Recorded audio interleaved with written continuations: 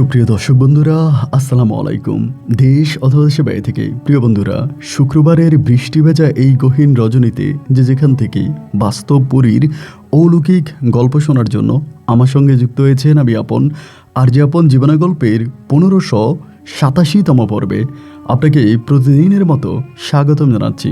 দর্শক বন্ধুরা, আজ আমি আপনাকে শোনাবো বন্দনগরীর চট্টগ্রামের ভাই মোহাম্মদ আশিকের জীবনের পুরীর সঙ্গে ঘটে যাওয়া চরম অলৌকিক এক ভয়ানক বাস্তব জীবন কাহিনী। বন্ধুগণ, আজকের গল্পের টাইটেল সাকমা মেয়ের রূপে আশিককে বিয়ে করে এক দুর্গম পাহাড়ি পরী। প্রিয় বন্ধুরা, যদিও গল্পটা হয়ে থাকে চট্টগ্রামের, তবে পুরোটা গল্প জুড়ে রয়েছে বান্দরবনের গহীনে লুকিয়ে থাকা এক দুর্গম পাহাড়ের ভয়ানক রহস্য। দেখেন, এই গল্পটা পড়তে পড়তে আমার একটা কথা ভীষণ মনে পড়ে গিয়েছে। আমি আমার এই দুনয়ন দিয়ে এই পৃথিবীর বুকে এমনই এক দৃশ্য, এমনই এক দেশ, এমনই এক ভয়ানক সৌন্দর্য আমার চোখে দেখে এসেছি, যা দেখে আমার কাছে মনে হয়েছে যে নিশ্চিত এটাই কোনো না কোনো একটা পরীর মহল। এবং এইটা পৃথিবীর একমাত্র দেশ যেটা অন্য দেশের সঙ্গে আর মিলে না, যে দেশের নাম পর্যন্ত এই দেশের অনেক মানুষই জানে না। আপনি যদি আমার সেই ভিডিওটা দেখতে চান, ভিডিওর এই বাটনে ক্লিক করে অবশ্যই ভিডিওটা দেখে নেবেন, অথবা এই ভিডিও শেষ করার পরেও সেই ভিডিওটা দেখে নেবেন, আমি লিঙ্ক দিয়ে দেবো। এবং আজকের গল্পটা শুনে চট্টগ্রামের ভাই আশিককে ঠিক আপনার মতো করে একটা মন্তব্য কমেন্ট বক্সে লিখবেন। ধন্যবাদ সবাইকে। সুপ্রিয় দর্শক বন্ধুরা, আসসালামু আলাইকুম। আমার নাম মোহাম্মদ আশিক হোসেন, আমার বাড়ি বন্দনগরী, চট্টগ্রাম। বন্ধুগণ, আমি আমার জীবনের গল্পটা শুরু করার শুরুতে আপনাদেরকে আমার পরিবারের সম্বন্ধে জানিয়ে রাখি। আমার পরিবারে আমি আছি, আমার বাবা আছে, মা আছে, রয়েছে আমার দাদিমণি সহ আমার কাকা। আমাদের পরিবারে আরও সদস্য রয়েছে আমার বড় 2জন ভাই সহ বড় 2জন বোন। আমরা টোটাল 3 ভাই 2 বোন। আমাদের পরিবারটা চট্টগ্রাম শহরের অদূরের কোনো এক অজপাড়া গায়ের এক নিম্ন মধ্যবিত্ত পরিবার। আমার বাবা পেশায় একজন চাকরিজীবী। আমার বাবা চট্টগ্রাম শহরেই একটা চাকরি করে, এবং আমার যেই বড় ভাই বোনেরা রয়েছে তারাও বাবার সঙ্গে যথারীতি চট্টগ্রামে চাকরি করে। পরিবারের সবচেয়ে ছোট সন্তান ছিলাম আমি, তাই তো বাবা মা দুজনেই স্বপ্ন দেখেছিল তারা আমাকে পড়াশোনা করাবে। আমার বাবা বড় শখ করে আমাকে মাদ্রাসায় ভর্তি করায়। বাবার ইচ্ছে ছিল আমি মাদ্রাসা লাইনে পড়াশোনা করব। বাবার কথা মতোই একটা মাদ্রাসাতে আমি ভর্তি হই। আমি ছোটোবেলা থেকেই একটু ভিন্ন রকম মানুষ ছিলাম। জিন, ভূত, পরী এসবের প্রতি আমার একটা কৌতূহল ছিল। তাই তো যেখানেই জিনের গল্প হতো আর পরীর গল্প হতো, আমি কাকতারুয়ার মতো তাকিয়ে থাকতাম আর কান পেতে আমি সেসব গল্প শুনতাম। আমি আমার দাদির মুখে ছোটোবেলায় অনেক পরীর গল্প শুনেছিলাম। আমার ভিতরে পরী নিয়ে রয়েছে এক অন্যরকম কৌতূহল। আমি যখন মাদ্রাসায় পড়াশোনা করি তখন আমি অনেকের মুখে জানতে পারি, শুনতে পারি মাদ্রাসার ছেলেদেরকে নাকি পরীরা অনেক পছন্দ করে। এরকম অনেকেই অনেক ধরনের কথাবার্তা বলতো। আমাদের মাদ্রাসার পিছনে একটা বিশাল বটগাছ রয়েছে। এই বটগাছ নিয়ে লোকমুখে অনেক কথা প্রচলিত আছে। আপনি বিশ্বাস করবেন কিনা জানি না, গভীর রাতে মাঝে মাঝে আমি পায়জামা পাঞ্জাবি পরে ওই বটগাছের নিচে গিয়ে বসে থাকতাম। যদি আমাকে একটা পরীর সঙ্গে দেখা হয়ে যায়, যদি একটা পরীকে আমি বিয়ে করতে পারি। আমার ছোটোবেলা থেকে একটাই ইচ্ছে ছিল, একটা পরীকে বিয়ে করা। আমি অনেকের সঙ্গে যখন কথাবার্তা বলতাম, আমি বলতাম, কেউ যদি বলতো যে তুমি কাকে বিয়ে করবা বা তোমার জীবনের লক্ষ্য কী, আমি একটাই কথা বলতাম, সেটা হচ্ছে আমি একটা পরীকে বিয়ে করব। এরকম করে আমার দিন আর রাতগুলো কাটতে থাকতো। আমি মাদ্রাসায় পড়া অবস্থায় রাতকে রাত ওই বটগাছের নিচে বসে থাকতাম, কিন্তু কখনোই আমি কোনো পরীর দেখা পাইনি, আমার সঙ্গে কোনো পরীর সম্পর্ক হয়নি। এভাবে দিনকে দিন রাতকে রাত কাটতে কাটতে এই ঘটনাটাই আমাদের মাদ্রাসারই একজন শিক্ষক আছে, যার নাম হচ্ছে হাবিবুল্লাহ হুজুর। হাবিবুল্লাহ হুজুর এই দৃশ্যটা দেখতে পায়, এবং দেখতে পাওয়ার পরে তিনি একদিন আমাকে মাদ্রাসায় নিয়ে জিজ্ঞেস করে যে, আশিক, আমি খেয়াল করে দেখলাম যে তুমি মাঝে মাঝে বটগাছের নিচে গিয়ে বসে থাকো, এবং গভীর রাতও ওখানে গিয়ে বসো, কি জানি কি জপো, এরকম কিছু একটা আমি দেখতে পেলাম। কি করো তুমি ওখানে বসে বসে? আমি তখন হুজুরকে বললাম যে, হুজুর, এই ঘটনা। আমার মুখের এই কথাগুলো শুনে হাবিবুল্লাহ হুজুর অবাক হয়ে আমার দিকে তাকিয়ে আছে। আমাকে কাছে নিয়ে বলল যে, আশিক, এটা তোমার ভ্রান্ত এবং ভুল একটা ধারণা। মানুষের সঙ্গে কখনো জিনভূতের সম্পর্ক হয় না, এবং মানুষের সঙ্গে কোনো পরীর সম্পর্ক হয় না। আর তোমাকে একটা কথা বলে থাকি, যদিও কোনো মাদ্রাসার ছাত্র অথবা কোনো আলেমের সঙ্গে কোনো পরীর সম্পর্ক হয়েও থাকে, তবে মনে রেখো ওই হুজুরের জীবনটা পরি সম্পূর্ণ নষ্ট করে দেয়। পরীরা কখনো মানুষদের সাথে সম্পর্কে জড়ায় না, যারা ভালো পরী, আর যারা খারাপ তারা সম্পর্ক করে, আর সম্পর্ক করে ওই মানুষের জীবনটা ধ্বংস করে দেয়। তুমি একজন মাদ্রাসার ভালো ছাত্র, এমন চিন্তা তুমি কখনোই করো না যে কোনো একদিন পরী আসবে, তোমার সঙ্গে দেখা হবে আর তুমি সেই পরীকে বিয়ে করবা। হাবিবুল্লাহ হুজুর আমাকে অনেক বুঝাইতো, কিন্তু আমি কোনোভাবে ওই হুজুরের কথা শুনতাম না। দিনকে দিন আর রাতকে রাত আমি ওই বটগাছের নিচে বসে থাকতাম, কিন্তু কখনোই কোনো দিন আমি কোনো পরীর সন্ধান পাইনি। এমন করে করে সময়গুলো কাটতে কাটতে একটা সময় মাদ্রাসার হুজুর মানে হাবিবুল্লাহ হুজুর আমার উপরে খুব ক্ষেপে গেল। উনি মনে করলো যে আমি যেরকম বটগাছের নিচে গিয়ে বসে থাকি, হয়তো মাদ্রাসার অন্য মানে ছেলেরাও এরকম বটগাছের নিচে গিয়ে বসে থাকবে, বা আমার মতো সবার ভিতরে হয়তো এমন একটা বাসনা জাগবে। এই চিন্তা ভাবনা করেই হুজুর কী করলো, আমাকে ওই মাদ্রাসা থেকে একরকম বেরই করে দিল। আমাকে ওই মাদ্রাসা থেকে বের করে দেওয়ার পরে আমি তখন আবার পরিবারের কাছে চলে আসলাম। বাবা মায়ের কাছে এসেও আমি দিনকে দিন রাতকে রাত ওই একই ঘটনা। যদি জানতাম কাউরে জিনে ধরছে, আমি দৌড়িয়ে দেখতে চাইতাম, কাউরে পরি ধরছে দৌড়িয়ে দেখতে চাইতাম, এবং বারবার চিন্তা করতাম যে পরী নাকি ক্ষণে ক্ষণে রূপ পাল্টাতে পারে, পরীকে আমি কতভাবে কত রূপে দেখতে পাবো। এই স্বপ্নগুলোই বুকের ভিতরে বারবার বাসা বাঁধত। এমন করতে করতে মানুষের মুখে তখন শুনতে পারলাম পরী নাকি দুর্গম পাহাড়ে থাকে, মানে পাহাড়ে নাকি পরী পাওয়া যায়। পরীদের যেখানে মানুষের বসতি নেই, যেখানে মানুষ থাকে না, এরকম দুর্গম জায়গাগুলোর মধ্যে জিন বা পরীদের বসবাস। এরকম শুনে শুনে আমার কাছে মনে হলো চট্টগ্রামের পাশেই তো বান্দরবন, এবং বান্দরবনে অবশ্যই কোনো না কোনো পাহাড়ে আমি পরীর সন্ধান পেতে পারি। তেমন করতে করতে আমাদের চট্টগ্রামের একটা ছেলে আছে, ওর নাম হচ্ছে শুভ্র। এই ছেলেটা হচ্ছে সাকমা, ও হচ্ছে এখানকার একটা গার্মেন্টসে চাকরি করে। তো ছেলেটার সঙ্গে আমার একটা সম্পর্ক হয়, মানে আমাদের এলাকার পার্শ্ববর্তী ছেলের সঙ্গে একটা সম্পর্ক হয়। এবং সম্পর্ক হওয়ার পরে এই শুভ্র তখন আমারে বলল তাদের ওই এলাকায় নাকি একটা পাহাড় আছে, ওই পাহাড়ে নাকি পরী থাকে।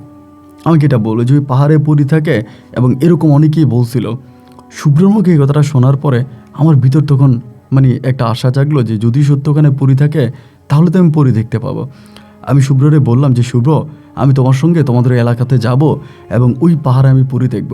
ছেলেটা যেহেতু সাকমা ছিল, যথারীতি সাকমারা বাঙালির সঙ্গে সম্পর্কে খুব বেশি একটা জড়াতে চায় না, আর বাড়ি করে নেওয়া তো মোটামুটি বললে তার নিতেই চায় না। আমি শুভ্রকে খুব বুঝিয়ে শুনিয়ে অনেক রিকোয়েস্ট করে বলার পরে ও আমাকে নেওয়ার জন্য রাজি হলো। একদিন শুভ্রর সঙ্গে আমি বান্দরবনের উদ্দেশ্যে রওনা দিলাম।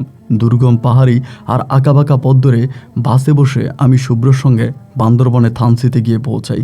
ওখানে পৌঁছানোর পরে তাদের পাড়ার উদ্দেশ্যে হাঁটতে থাকি। যদিও কোনো ট্যুরিস্ট পর্যটক যদি সে এলাকাতে ঢুকে আর্মির কাছ থেকে অনুমতি নিতে হয়, আমি কোনো আর্মির কাছ থেকে অনুমতি নেইনি। আর্মির চোখ ফাঁকি দিয়ে লুকায়িত রাস্তা দিয়ে আমি শুভ্রর সঙ্গে শুভ্রর এলাকায় গিয়ে পৌঁছাই।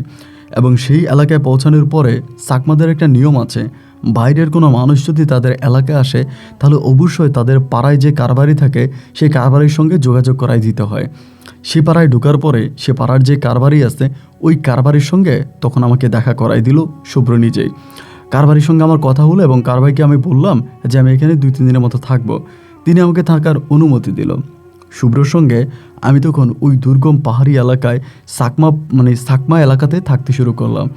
প্রথম রাতে আমি শুভ্রকে বললাম যে শুভ্র, আমাকে তুমি সে এলাকাতে নিয়ে চলো, যে পাহাড়ের মধ্যে পড়ি আছে আমি সেই পাহাড়ে যাব। এটা বলার পরেই শুভ্রর সঙ্গে সে রাতের বেলায় রওনা দিলাম ওই দুর্গম পাহাড়ে, যেখানে পরী দেখতে পাওয়া যায়। আমি পাহাড়টার কাছাকাছি পৌঁছানোর পরে আমার নাকের মধ্যে একটা অন্যরকম সুঘ্রাণ আসছে, যেই ঘ্রাণ আমি আমার জীবনে কখনোই পাইনি। এমনই এক মিষ্টি ঘ্রাণ আমার নাকে আসছে। আমি অবাক হয়ে শুভ্রকে জিজ্ঞেস করলাম, শুভ্র, এমন মিষ্টি ঘ্রাণ আমার নাকে কোত্থেকে আসলো? শুভ্র আমার দিকে তাকিয়ে বলল, আমি তো সেটাই বলতেছি, এখানে পরী থাকে, আর পরীদের শরীরে এমন মিষ্টি ঘ্রাণ থাকে যা মানুষের থেকে অনেক বেশি। চলো। কথা বলতে বলতে প্রায় পাহাড়ের কাছাকাছি চলে আসছি। পাহাড়ের পদদেশে আসার পরে আমি শুভ্রকে বললাম যে শুভ্র, চলো পাহাড়ে উঠি। শুভ্র আমাকে বলল, তোর কি মাথা খারাপ? আমি এই পাহাড়ে উঠবো না। আমি বললাম কেন? বলে এখানে উঠলেই তো পরীরা ধাক্কা দিয়ে ফেলে দিবে, মেরে ফেলবে। আমি বললাম যেহেতু আমি পরীর গায়ের ঘ্রাণ পাইছি তাহলে অবশ্যই এই পাহাড়ে পরী আছে, আর পরী আমাকে মারবে না, কারণ আমি মন থেকে পরীকে ভালোবাসি। আমি বললাম তুই আমার সঙ্গে চল। শুভ্র বলে না, আমি এত রাতের বেলা ওই পাহাড়ের চূড়ায় উঠতে পারবো না। শুভ্রকে অতিক্রম করে আমি একাই তখন এই অন্ধকার রজনীতে পাহাড়ের উপরে উঠতে শুরু করলাম। শুভ্র আমাকে নিচ থেকে বারবার ডাক দিচ্ছিল যে আশিক উঠিস না উঠিস না, কিন্তু আমি শুভ্রর কোনো কথাই শুনি নাই। একটু একটু করে আমি প্রায় একেবারে সেই পাহাড়ের চূড়ায় পৌঁছে যাই, এবং পাহাড়ের চূড়ায় পৌঁছানোর পরে চারদিকটা রাতের বেলা হলেও বেশ পরিষ্কারই ছিল, আকাশটা পরিষ্কার ছিল, আকাশে চাঁদ তারা ছিল, কিন্তু আমি আশেপাশে কোনো পরী দেখতে পাচ্ছিলাম না। আমি প্রায় সারাটা রাত পর্যন্ত ওখানে বসে থাকি। যতক্ষণে সকালের সূর্যটা উদয় হয় ঠিক তখনই আমি পাহাড় থেকে নেমে আসি, কিন্তু এই সারা রাতে আমি কোনো রকমের পরীর সন্ধান পাইনি। তবে এটা সত্যি, আমি মাঝে মাঝে আমার নাকে এমন কিছু মিষ্টি ঘ্রাণ পেয়েছি যেটা কোনো মানুষের পক্ষে দেওয়া সম্ভব নয়। সকালবেলা নেমে আসলাম, আসার পরে শুভ্রর পাড়ার সবাই তখন ঘুমিয়ে আছে। একটা ঝুম করে শুভ্র ঘুমিয়েছিল, ওই ঝুম করে শুভ্রর কাছে গেলাম, গিয়ে বললাম শুভ্র আমি তো পরী দেখতে পাইনি, রাত কভার হয়ে গেল কিন্তু পরী তো দেখলাম না। শুভ্র একটা হাসি দিয়ে বলল তুই আসলে পাগল, পরী তুই দেখতে পাবি, সমস্যা নাই, পরী দেখার সময় হবে, সকালে ঘুমা। সারাটা দিন শুভ্রর সঙ্গে ওই ঝুম বাড়িতে ঘুমাইলাম, মানে ঝুম ঘরে ঘুমাইলাম। তো ঝুমঘরটা সম্বন্ধে হয়তো অনেকেই জানেন, উপরে সব কিছু থাকে, 4-5টা খোলা। ওই বাতাসের মধ্যে এমন মিষ্টি ঘুম হইলো, 2টার দিকে উঠে পেটে খিদা লাগছে। শুভ্ররে বললাম আমি খাবো, ওদের ওই পাহাড়ি যে খাবার ছিল ওই খাবারগুলোই দিল, আমি সেগুলোই পেট ভরে খাইলাম। আর মনে মনে ভাবতেছিলাম সত্যি কি আমি পরীর সন্ধান পাবো, পরীর সঙ্গে কি আমার আদৌ দেখা হবে। শুরু হলো এর পরের রাতের গল্প। একইভাবে এর পরের রাতে আমি আবারও সেই দুর্গম পাহাড়ে উঠলাম, এবং উঠার পরে এর পরে রাতও আমি পুরোটা রাত কাটিয়ে দিলাম, কিন্তু আমি পরীর সন্ধান পেলাম না। সকালে ফিরে আসলাম, তৃতীয় রাত একইভাবে কাটালাম। যখন আমি আর পরীকে পেলাম না, আমি তাদের পাড়া কারবারি থেকে যেই ডেট নিয়েছিলাম সেই ডেটেরও মেয়াদ পুরিয়ে আসছে, আমাকে এখন গন্তব্যে ফিরতে হবে। শুভ আমাকে ওই পাড়াটা পার করে দিয়ে, আর্মি ক্যাম্প পার করে দিয়ে একটা নিরাপদ জায়গায় এনে দিয়েছে। সেখান থেকে আমি চট্টগ্রাম শহরে চলে আসি, কিন্তু মনের ভিতরে সেই খায়েশটা গেল না। আপনি জানেন না আমি কত কবিরাজের কাছে গিয়েছি, কত হুজুরের কাছে গিয়েছি, কত টাকা পয়সা নষ্ট করেছি শুধু একটা পরীকে বসে আনার জন্য। এইভাবে আরও কিছুদিন কেটে যাওয়ার পরে আমি আবারও এভাবেই শুভ্র চলে আসে কিছুদিন পরে। এখানে প্রায় 8 থেকে 9 মাস কেটে যায়, এবং 8-9 মাস পরে আমি আবারও একদিন প্রস্তুতি নিলাম যে আমি সেই দুর্গম পাহাড়ে যাব এবং পরী দেখব। এবার আমি একটু মোটামুটি বেশি সময় নিয়েছি। কেন নিয়েছিলাম ভাই আপনাকে বলে রাখি, কারণ আমি জানি যেহেতু আমি এখানে পরীর গায়ের ঘ্রাণ পেয়েছি, তাহলে অবশ্য ওখানে পরী আছে। আমি যদি একটু বেশি সময় ধরে থাকতে পারি তাহলে আমি পরী দেখতে পাবো। এই চিন্তা ভাবনা আর ইচ্ছাটা থেকেই আমি আবারও সেই দুর্গম পাহাড়ে রওনা দিলাম। শুভ্রর সঙ্গে সেদিন আমি প্রায় 1 দিন 2 দিন নয়, একটানা 12 দিন পর্যন্ত সেই পাহাড়ে ছিলাম, কিন্তু 12 দিনেও আমি কোনো রকমের পরীর সন্তান পেলাম না। 12 দিনে আমি একেবারে হতাশ হয়ে, তখন আম কাঁঠালের সময় ছিল, বিশেষ করে এই সময়টা শুভ্রর সঙ্গে তখন আমি চলে আসতেছিলাম, এবং 12 দিনে আমি শুভ্ররে বললাম যে দেখ আমার তো অনেক টাকা খরচ হয়ে গেছে, আমি এতগুলো টাকা ঋণ করে আসছি, এই ঋণের টাকা কিভাবে পরিশোধ করব। 12 দিন এখানে থাকলাম, তোদের বাড়িতে খাইলাম, তোদেরকেও কোনো টাকা দিতে পারলাম না, এখন আমি কি করব। এইটা বলার পরেই শুভ্র তখন তার পকেট থেকে আমাকে বের করে 3000 টাকা দিল। ওই সময় কিন্তু 3000 টাকার ভালো দাম আছে। আমি বললাম 3000 টাকা, এই টাকা দিয়ে কী করবো? আমারে বলে যে এই টাকা দিয়ে তুই আম কিন। আমি বললাম কেন? বলে আম কিন, তোরে বলতেছি। শুভ্রর কাছ থেকে দেওয়া 3000 টাকা দিয়ে আমি তখন আম কিনেছিলাম। প্রথমে ভেবেছিলাম যে শুভ্র আমগুলো হয়তো সে যে গার্মেন্টসে চাকরি করে সেখানকার কাউকে মনে হয় দিবে, কিন্তু আমগুলো নিয়ে আসার পরে শুভ্র আমারে বলল তুই আমগুলো এখানে বিক্রি কর। আমি বললাম কী বললি তুই? বলে আমগুলো বিক্রি কর। শুভ্রর কথা মোতাবেক আমরা সকালবেলা থেকে রাস্তার পাশে বসে আমগুলো বিক্রি করতে শুরু করলাম। বিশ্বাস করবেন, আমি যে টাকা দিয়ে আম কিনলাম তার 4 ডবল টাকা, 3000 টাকার আম আমি বিক্রি করেছি প্রায় 11,000 টাকার কাছাকাছি। 11,000 টাকার কাছাকাছি বিক্রি করার পরে দেখলাম এখানে অনেক টাকা লাভ হলো। আমার ভিতর তখন অন্যরকম একটা চিন্তা চলে আসছে, হায় হায় আমি এটা কী করতেছি, এখানে যদি আমি ব্যবসা করি তাহলে তো অনেক বেশি টাকা ইনকাম করতে পারি। মাত্র 3000 টাকার আম যদি আমি প্রায় 11,000 টাকার কাছাকাছি বিক্রি করতে পারি, তাহলে তো আমি ওখান থেকে আম কিনে এনে এখানে বিক্রি করলে আমার অনেক লাভ হবে। এই নিয়ে আমি তখন আমার দাদিরে ধরলাম। দাদিরে পুরো ঘটনা জানানোর পরে দাদির কাছে কিছু জমানোর টাকা ছিল, দাদি সেই টাকাগুলো আমাকে দিল, এবং ওই টাকা দিয়েই আমি ওই দুর্গম পাহাড়ে আবারও এই আমের ব্যবসা করতে শুরু করলাম। গিয়েছিলাম পরীর সন্ধানে, ভেবেছিলাম পরী পাবো, কিন্তু পরী আমি পেলাম না। সেখানে একটা ভালো ব্যবসা পাইলাম। আমি তখন ওখান থেকে আম, কাঁঠাল সহ লিচু এগুলা মানে ট্রাকে বোঝাই করে, গাড়িতে বোঝাই করে চট্টগ্রাম শহরে নিয়ে আসি এবং তখন আমি পাইকারিতে বিক্রি করি। বিভিন্ন ধরনের ফলের দোকানে গিয়ে আমের স্যাম্পল দেখাই, তারা দেখে এবং দেখার পরে আমি বিভিন্ন ফলের দোকানে তখন আম, লিচু এবং কাঁঠাল বিক্রি করতে থাকি। অল্প সময়ের ভিতরে আমার অনেক টাকা লাভ হয়ে যায় এবং এই সিজনে যে লাভ হয়েছে সেটা দিয়ে আমি চট্টগ্রাম শহরেই একটা ফলের দোকান দিয়ে ফেলি এবং আমার বড় ভাইটা তখন কাজ পাচ্ছিল না, একটু মোটামুটি বেকার ছিল এবং সেখানে আমি তখন আমার বড় ভাইকে বসাই দিই ফলের দোকানে। এবং আমার তখন একটাই চিন্তা ছিল যে প্রতি বছরে আম কাঁঠালের সময়, বিশেষ করে এই সময়টাতে আমি যাব এবং সেখান থেকে আম কাঁঠাল নিয়ে আসবো, এনে বিক্রি করব। এভাবে প্রায় 3টা বছর কেটে গেছে এবং এই 3 বছরে আমি মেলা টাকা ইনকাম করেছি, অনেক টাকা ইনকাম করেছি। যদিও পরি পাই নাই, তবে আমার ব্যবসাটা বেশ জমজমাট হয়ে গেছে। আমি একেই যেতাম, আম কিনতাম, কাঁঠাল কিনতাম, ট্রাক বোঝাই করে চট্টগ্রামে আনতাম, পাইকারিতে বিক্রি করে আবার চলে যেতাম। এইভাবে 3 বছর পরে আমি থামসি থেকে অনেক দূরের একটা পাড়ায় গিয়েছিলাম এবং সেখানে যাওয়ার পরে আমি একটা বড় আম বাগান কিনেছিলাম। তো অনেক বড় একটা আম বাগান কিনেছি। সেখানে একটু সমস্যা ছিল, মানে বাঁদরের সমস্যা ছিল, প্রচুর বাঁদর ছিল। তো ওখানে যে আম বাগানটা ছিল, সে বাগানের মালিক সেও বলতেছে বানরের কারণে ওখানে আম রাখা যায় না। ও বলে বানর অনেক ক্ষতি করে, অনেক ডিস্টার্ব করে, এই জন্য আম ওখানে রাখা যায় না।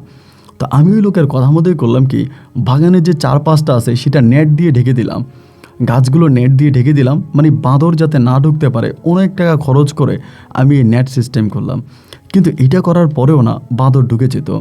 আমি তখন একটা সময় ওখানে পাহারা বসাইলাম। আমি মনে হয় একমাত্র ব্যক্তি যে কিনা দুর্গম পাহাড়ে আম গাছ পাহারা দিচ্ছিলাম। তো সেখানে আমি আম গাছ পাহারা দিতে দিতে একদিন রাত্র আনুমানিক প্রায় 2টার কাছাকাছি বাজে। সেই সময়ের ভিতরে আমি হঠাৎ করে খেয়াল করলাম আমার আম বাগানের ভিতরে কেমন জানি একটা মচমচ করে শব্দ শোনা যাচ্ছিল। এটা শোনা মাত্রে আমার কাছে মনে হলো সম্ভবত বানর আমার ওই নেট ছিঁড়ে মানে আম বাগানের ভিতরে ঢুকে গেছে। এটা যখন মনে হলো আমি তখন চিন্তা করলাম কি করা যায়, বানর যদি ঢুকে যায়, আর বানরের তো দল খুব খারাপ, দেখা যায় সবগুলো একসাথে হলে উল্টা আমাকে ধরে আমাকেই খেয়ে ফেলবে। এটা ছিল একেবারেই দুর্গম একটা এলাকা, আশেপাশে কোনো পাহাড়িদের বাড়িও ছিল না, মানে এমনই এক এলাকা আমি এখানে চিৎকার করলো কেউ আমার চিৎকারের শব্দ শুনতে পাবে না। ভেবেছিলাম কি করা যায়, তারপরও ভাবলাম অন্তত বাঁদর তো দৌড়াতে হবে। দূর থেকে তখন ঢিল মারলাম, বাঁদরের গায়ে মানে ঢিল মারতেছিলাম, চিৎকার চেঁচামেচি করতেছিলাম। দেখলাম যে না, কোনোভাবে বাঁদরকে সরানো যাচ্ছে না এবং এরকম করে সে রাতে আমি প্রায় সকাল পর্যন্ত বাঁদরকে দৌড়ে এলাম। আমি দেখলাম কি জানেন, সকালবেলা গিয়ে দেখি আমার আমগুলো যেমন আছে তেমনই, যে বানরগুলো আসছিল বানরগুলো আমার একটা আমও নিয়ে যায়নি, কিন্তু বাঁদরগুলো তাহলে আসলো কোত্থেকে এবং তারা কেন আম নিল না, মানে কোনো ক্ষতি হয়নি। আমি আপনাকে এরকম করে বুঝিয়ে বলি, ধরেন একটা আম আমি দেখেছিলাম, এখানে একটা বড় আম একটা বাঁদর কামড় দিয়ে নিয়ে গেছে, কিন্তু পরে দেখি যে না, আমটা এখানেই আছে। এরকম করে প্রথম রাতটা কেটে যাওয়ার পরে আমি মোটামুটি ভয় পেয়ে গেছিলাম যে না, এভাবে তো হতে পারে না। এবার পরের রাতে হলো কি, একইভাবে আবারও এই ভিতর থেকে বাঁদরে এরকম শুরু করছে, মানে খুব উত্তাপ করতেছে, মানে বাগানের ভিতরে বাঁদর ঢুকছে আমি বুঝতেছি, বাট আমি বাইরে থেকে সরানোর চেষ্টা করছি আর হচ্ছে না। এমন করতে করতে হঠাৎ করে খেয়াল করে দেখলাম কি, যে আমার যে ঘরটা, যে ঘরে আমি থাকতাম, এই ঘরের পাশে একটা মেয়ে দাঁড়িয়ে আছে। তো এই যে জায়গাটা না, এটা এতটাই দুর্গম, এতটাই মানে মানে জনবসতি শূন্য, এখানে কোনো একটা মেয়ে দাঁড়িয়ে থাকার প্রশ্নই আসে না এবং সে পুরো সাকমাদের যে পোশাক আছে ওই পোশাক গায়ে দিয়ে আছে। ভয় পেয়ে গেলাম তখন আমি, এবং ভয় পেয়ে যাওয়ার পরে মেয়ের কাছে আসবো না দৌড় দিব না কি করবো ঠিক বুঝতে পারতেছিলাম না। তারপরও আস্তে আস্তে করে ওই বাগানটার মানে আমার ওই ঘরের কাছাকাছি আসছে। এসে আমি তো এখানে যারা আছে তারা কিন্তু মেজরিটি পার্সেন্টই বাংলা ভাষা জানে না, বেশিরভাগই তারা উপজাতিদের ভাষায় জানে, চাকমা ভাষায় জানে, তারা বাংলাটা জানে না। তারপরও আমি একটু একটু করে বাংলায় যখন কথা বললাম, আমি জিজ্ঞেস করলাম যে দিদি আপনাকে তো চিনলাম না এবং কোত্থেকে আসলেন। এটা যখন বলছি তখন তিনি আঙ্গুল দিয়ে আমাকে একটা পাড়া দেখাই দিল এবং এই পাড়াটা এই জায়গা থেকে দেখা যায় না, এত দূরে। আমি বললাম দিদি এই পাড়া থেকে আপনি আসছেন? বলে হ্যাঁ আমি ওই পাড়া থেকে আসছি। তখন রাত তো অনেক, তাই আমি বললাম যে দিদি ওই পাড়া থেকে এখানে আসতে আপনার, বলে আমি ওই পাড়া থেকে আসছি। যে কেন? বলে গতকালকে রাতে আপনি চিৎকার করতেছিলেন, শব্দটা পাইলাম এবং আজকে রাতেও দেখলাম যে আপনার চিৎকারের শব্দ, তা এটা শুনে আমি আর এখানে আসছি। এটা আমার কোনোভাবেই বিশ্বাস হচ্ছে না। একটা স্বাভাবিক মানুষ ওইখান থেকে এখানে আসতে অনেক সময় লাগবে, প্রায় 5 থেকে 6টা টিলা পার হয়ে আসতে হবে। এই 5-6টা টিলা পার হয়ে এখানে আসতে অনেক সময় লাগবে। তো সে তো এখান থেকে প্রশ্নই আসে না। আমি কিন্তু বুঝে গেছি যে না, এটা কোনো স্বাভাবিক কিছু নয়। তারপরও ভিতরে সাহস রেখে ওখানে দাঁড়ায় আছি। কী আর করবো ভাই, দৌড় দিয়েও তো লাভ নাই বা কিছু করেও লাভ নাই। কিছু করলে দেখা যায় সে আমার আরও ক্ষতি করে বসবে। আমি তখন পুরোপুরি শিওর যে এটা একটা পরি বা জিন কিছু একটা। আগে তো ধরেন পরি নিয়ে অনেক স্বপ্ন ছিল, যে পরি পাইবো, পরিরে বিয়ে করব, পরির জন্য একটা সময় অনেক পাগলামি করতাম। কিন্তু আজকে চোখের সামনে পরি দেখে আমি সত্যিই ভয় পেয়ে গেছি। তো আমি বললাম, দিদি আপনি কি এখানে থাকবেন? বলে আমি কিছু খাবো, আমার কিছু খেতে দে। তাই আমি বললাম, কিছু খাবেন? আমার ঘরে তো তেমন কিছুই নাই, শুকনো কোনো খাবার আছে? বলে দে। আমি শুকনো খাবারগুলো এনে দিলাম, উনি আমার সামনে খাবারগুলো খাইলো এবং খাওয়ার পরে ওখানে দাঁড়ায় আছে, যাচ্ছে না। একটু পরপর মুসকে মুসকে হাসতেছে, মনে হয় কোনো কিছু দেখে হাসতেছে। আমি তখন বুঝেই গেলাম যে এটা কোনো মানুষ নয়, তা তো বুঝতেছি। তারপরও আমার সরার কোনো উপায় নেই। আমি বললাম, দিদি কিছু মনে করবেন না, মানে আপনি কি এখানেই থাকবেন না চলে যাবেন? বলে না, আমি যাব না। আমি বললাম, কেন? বলে আমি যদি এখানে থাকি তাহলে বানররা তোর বাগানটা নষ্ট করবে না। তো আমি অবাক হয়ে গেলাম এটা শুনে। বলে হ্যাঁ, এখন কি তুই দেখতে পাচ্ছিস বাঁদররা তোর বাগানের দুষ্টামি করতেছে? আমি বললাম না, করতেছে না। বলে দেখবি আমি যতক্ষণ থাকি ততক্ষণ বাঁদররা আসবে না, যা তুই ঘরে ঘুমা। তো আমি কীভাবে ঘুমাবো? আমি জানি যে আমার বাসার সামনে একটা জিন দাঁড়ায় আছে, তা আমার চোখে কি আর ঘুম আসবে? এরপরও যখন আমাকে বললো যে যা তুই ঘুমোতে যা, আমি তো তার কথা আর ওভারটেক করতে পারি না। আমি আস্তে আস্তে করে আমার ঝুম ঘরে, মানে আমার ওই ঘরের ভিতরে ঢুকছি। ঢোকার পরে ওইটা তো একটা ভাঙাই ঘর বলা চলে আপনার। আমি বেড়ার ফাঁক দিয়ে দেখতেছি কি উনি দাঁড়ায় আছে, সাদা পোশাক পরা অবস্থায় দাঁড়ায় আছে, দাঁড়ায় আছে, দাঁড়ায় আছে। প্রায় তখন রাত কভার হয়ে যাওয়ার মতো অবস্থা। রাতের লাস্টের দিকে হঠাৎ করে দেখি যে নাই, হঠাৎ করে দেখলাম যে নাই। নাই দেখার পরে আমি ভয়ে ভয়ে তারপরে বেরোইছিলাম। বেরোয়ার পরে দেখলাম যে আশেপাশে সে আর কোথাও নাই। তখন প্রায় ফজরের কিছুক্ষণ আগে। ভয়ে তখন আমার পুরো গলা টলা শুকিয়ে গেছে। যাই হোক, সকালবেলা হইলো, হাত পা ধুইয়া আমি তখন পাড়ার দিকে হাঁটতে শুরু করলাম। যে পাড়াটা আমাকে দেখাই দিল ওই পাড়াটাই আমার বাগান থেকে সবচেয়ে কাছের। এবং সেই পাড়ার যে কারবারি আছে, কারবারিকে গিয়ে জিজ্ঞেস করলাম, আপনাদের পাড়ার কি কোনো মেয়ে আছে যে রাতের বেলা আমার বাগানে যেতে পারে? বলে যে না, আমাদের পাড়ার তো তেমন কোনো মেয়ে নাই, আর থাকলেও তো তারা বাংলা ভাষা জানে না। এখানে খুব কম মানুষে বাংলা জানে, মানে পাড়া কারবারি থেকে শুরু করে 2-1 জন মানুষ বাংলায় কথা বলতে পারে, আর বাকিরা সবাই তাদেরই যেই সাকমা ভাষা আছে ওইটাই ব্যবহার করে। তাই আমি বললাম যে দাদা, এমন এমন ঘটনা গতকালকে আমার সঙ্গে এটা ঘটছে। শুনে তিনি মোটামুটি চোখ একটু বড় করে ফেললেন। আমাকে বলল, আপনি তো ভুল করতেছেন, এই জায়গাটা তো ভালো না, আম বাগানটা খুব খারাপ এবং ওখানে মাঝে মাঝে জিন পরিদের একটু সমস্যা করে, আপনি ওখানে একা একা থাকবেন না, আপনাকে মেরে ফেলতে পারে। তো এটা বলার পরে আমি তখন করলাম কি, দাদার কথা শুনে আবারও আমার আম বাগানে আসছি। তখন প্রায় দুপুর গড়িয়ে বা বিকেল হয়ে গেছে। তাই চিন্তা করতেছি যে আমি কি করব। দাদা তো আমাকে বলল এখানে থাকলে নাকি আমার ক্ষতি হবে। ভাবতেছি এত টাকা দিয়ে বাগান কিনছি, বাগানকে রেখেও তো আর যাওয়া যাবে না, কারণ আমি আমার সব পুঁজি তো এখানে ঢেলে দিলাম। এখন আমি চলে গেলে যদি বানর কোনোভাবে আমার বাগান নষ্ট করে ফেলে, আমার আমগুলো তখনও বিক্রি করার উপযোগী হয়নি, কিন্তু মোটামুটি এখনও অনেকটা ছোট আছে। বানর নষ্ট করে ফেলে, নিয়ে যায়, ওভাবে খায় না, নষ্ট করে। তো আল্লাহ আল্লাহ করতেছিলাম এবং আল্লাহ আল্লাহ করতে করতে আস্তে আস্তে করে আবারও পাহাড়ে অন্ধকার নেমে আসছিল। চারদিকটা মোটামুটি অন্ধকার হয়ে গেছে এবং ভাবতেছিলাম কি করব। একবার ভাবতেছি এখানেই থাকবো, আবার ভাবতেছি যে না, পাড়ার কারবারির কাছে চলে যাব, কারবারির সঙ্গে রাত কাটাই দিব। একবার এক চিন্তা করতেছি। লাস্ট পর্যন্ত ভাবলাম যে না, আমি কারবারির কাছে গিয়ে আমার তেমন কোনো লাভ হবে না। আমি কারবারির কাছে না গিয়ে আমি এখানেই থাকি, আমার ভাগ্যে যা আছে তাই হবে। আমার লাখ লাখ টাকা খরচ করে ফেলছি, এখন তো আর এখান থেকে যাওয়া যাবে না। চিন্তা ভাবনা করে আমি আবারও সে রাতে ওখানে অপেক্ষা করতেছি। ওই দিন আমি আর ঘর থেকে বেরোই না। ঘর থেকে বেরোই না দেখা মধ্যরাতে আবারও সে একই সমস্যা। বাগানের মধ্যে প্রচণ্ড রকমের বানরের উত্তাপ বোঝা যাচ্ছে, মনে হয় যেন বাগান ভেঙে ফেলবে। সেদিন আর আমি ঘর থেকে বেরোই না এবং একটা পর্যায়ে আমি দেখলাম যে না, আমি যদি না বের হই তাহলে আমার বাগানকে ধ্বংস করে ফেলবে, আমার বের হয়ে লাগবে।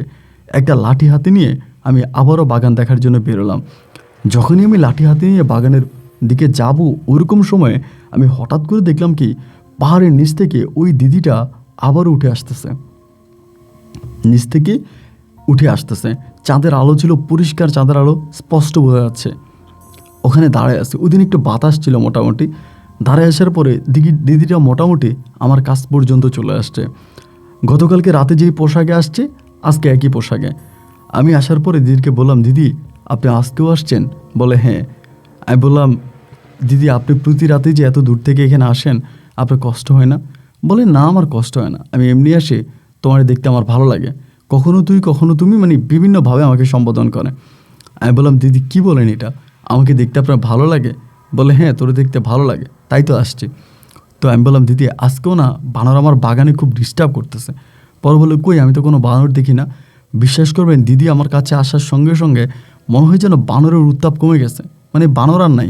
এই যে বাগানের ভিতরে এতক্ষণ ভাঙচুর, ক্যাকু প্যাপু শব্দ, কত সমস্যা, এইসব কিচ্ছু নাই। বাগান একেবারে শান্ত হয়ে আছে।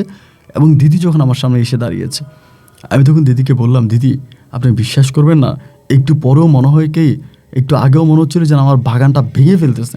এত পরিমাণের বাগানের ভিতরে শব্দ শোনা যাচ্ছিল, কিন্তু আপনি সেখানে দাঁড়ানো মাত্রই যেন সব কিছু শান্ত হয়ে গেল।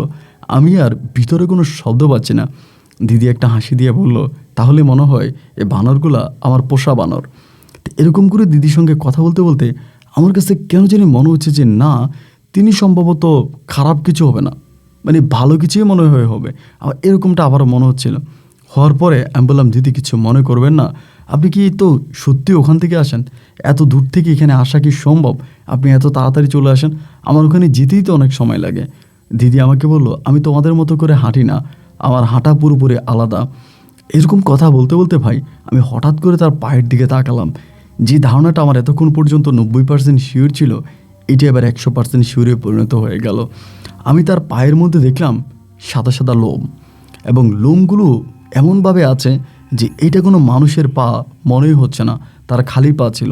এবং পায়ের যে সাইজ, মানে পায়ের যে উপরের সাইডটা, এটা নিচের মানে পিছনের দিকে ফেরানো, আমাদের মানে ইয়ের মতো, আমাদের পায়ের মতো না। একটা পর্যায়ে তার মুখের দিকে তাকানোর পরেই, মানে পায়ের দিকে তাকায় যখন মুখের দিকে তাকাইছি, আমি এমন হঠাৎ করে একটা চেহারা দেখেছি যেটা আর আমি সহ্য করতে পারিনি। আমি জায়গার মধ্যে জ্ঞান হারিয়ে ফেলি। ফজরে আজান দেওয়ার সঙ্গে সঙ্গে আমার জ্ঞান ফিরে। আমার যখন জ্ঞান ফিরে, তখন আমি দেখি কি যে আমি আমার যেই খাট আছে, খাটের মধ্যে শুয়ে আছি। যে ঘরে আমি থাকতাম, আমি সেই ঘরেই শুয়ে আছি। তো আমি যে বের হলাম, দিদিকে দেখলাম, ওনার পা দেখে অজ্ঞান হলাম, তখন তো আমি বাইরে ছিলাম। আমি রুমে আসলাম কিভাবে?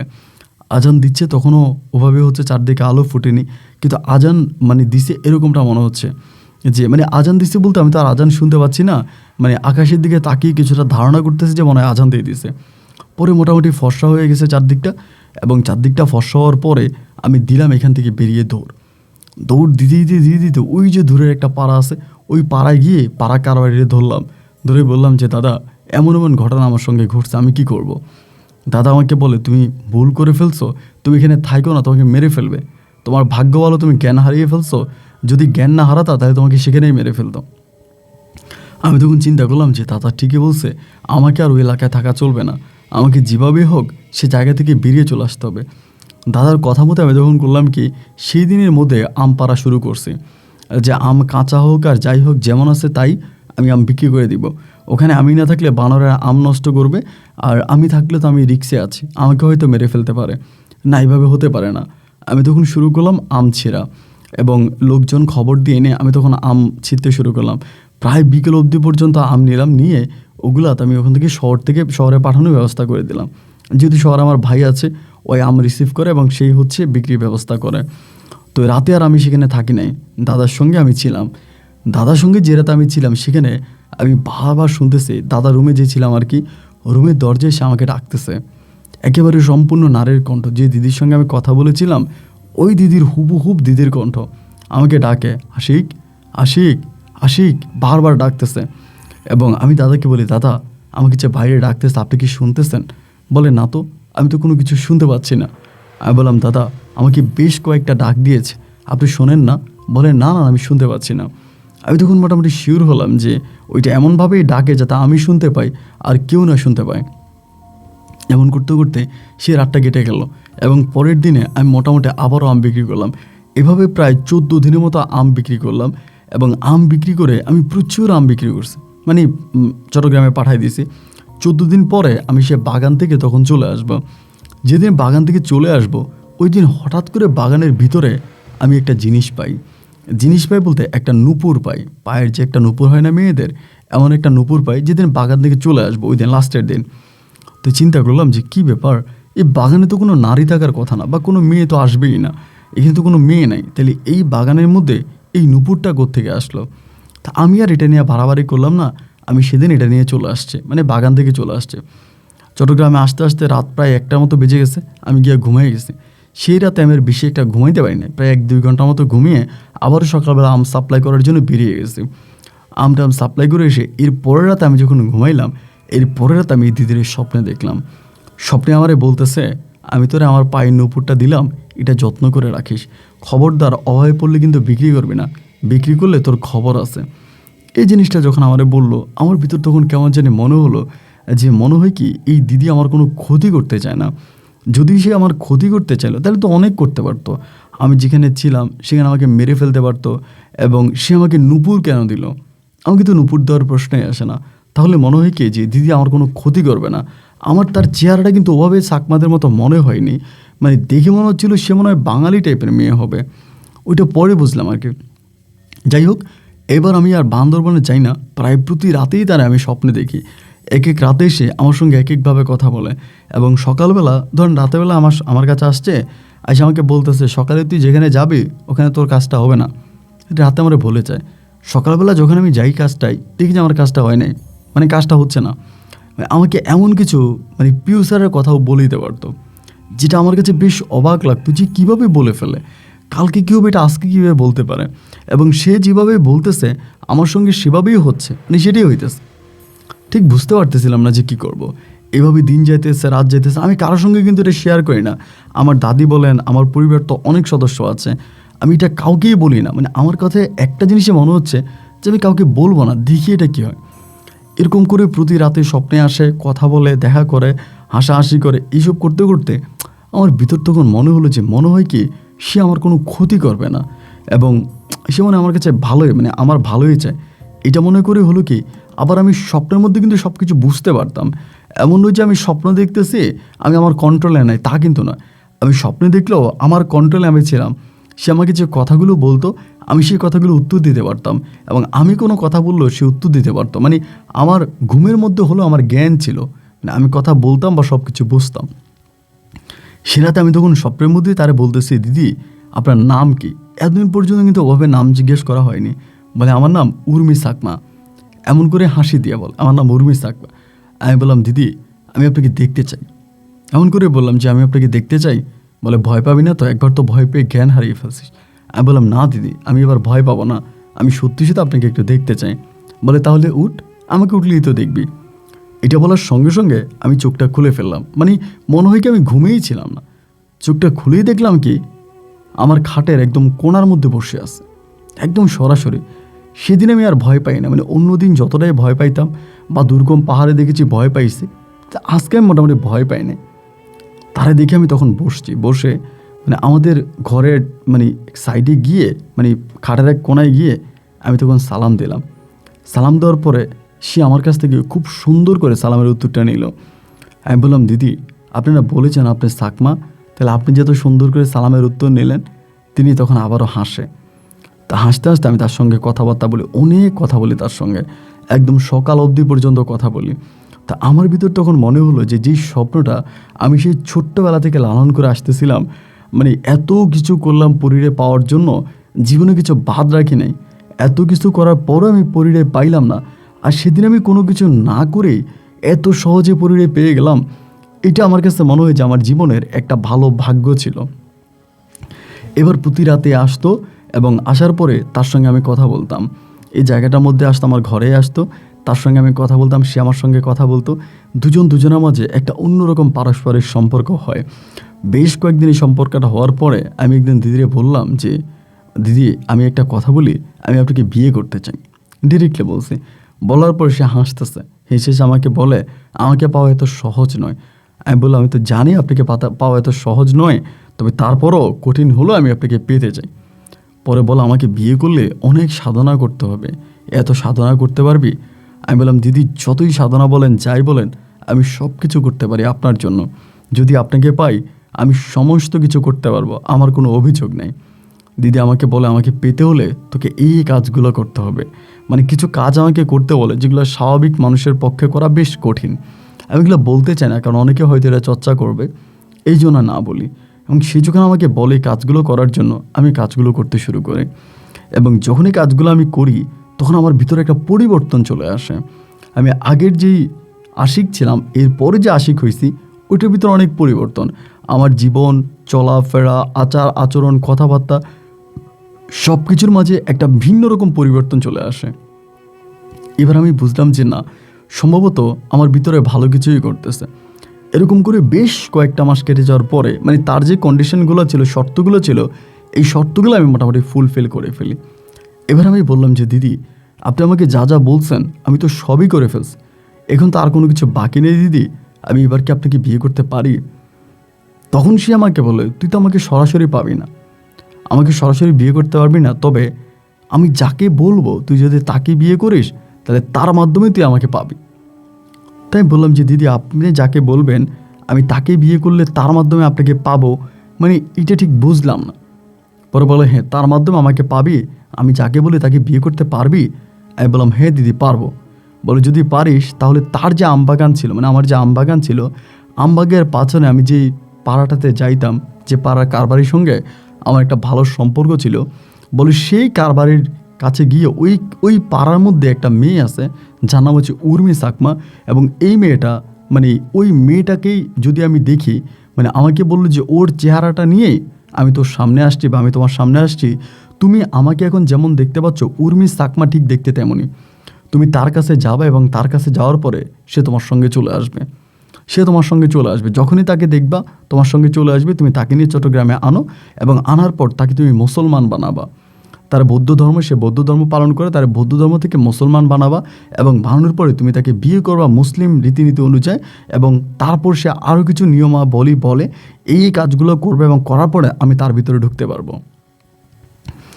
যখন সে আমাকে এই নিয়ম নীতিগুলো সব কিছু সিস্টেমওয়াই বলে দিল, আমি তখন চিন্তা করলাম যে ফাইন, তাহলে আমাকে এটাই করতে হবে।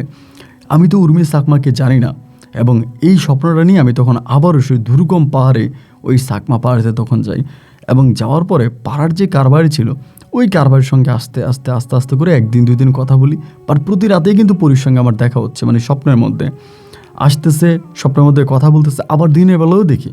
দিনের বেলা দেখেন মাঝে মাঝে আমি কোনো এক জায়গায় বসে আছি, আমি দেখি যে আমার পাশে বসে আছে, আবার আমার সামনে বসে আছে, আমি হাঁটতেছে ওই হাঁটতেছে, কিন্তু এরকম করে দেখতে পাইতাম, বাট এই দেখাটা শুধু আমিই দেখতাম, অন্যরা কিন্তু কেউ দেখতো না।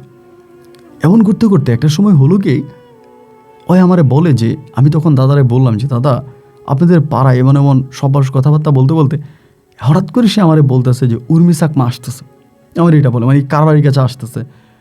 এটা বলার পর এই প্রথম আমি উর্মি চাকমারে দেখলাম কি উর্মি চাকমার চেহারা, মানে আমার স্বপ্নে যেই পরীটা আসতো ওর চেহারা একই রকম, কিন্তু ওইটা ছিল মুসলমান, মানে আমার সঙ্গে যেটা যে পরীটা ছিল ওই পরীটা ছিল মুসলমান, কিন্তু উর্মি চাকমা হচ্ছে ও একটা মানে বৌদ্ধ ধর্মের মতো একটা ধর্ম পালন করে। তো এরপরে আমি হলাম কি, আমি ওরে দেখছি, দেখার পরে রাতের বেলায়, মানে রাত নয় মোটামুটি প্রায় রাতের শেষ অংশে আমাকে এই পরীটা স্বপ্নে এসে বলতেছে, উর্মি চাকমা আসতেছে, তুমি তারে নিয়ে এখন বেরিয়ে যাও। আমার এটা স্বপ্নে দেখাইছে, দেখানো আমি বললাম, মানে দেখানোর সঙ্গে সঙ্গে আমি বেরোইছি।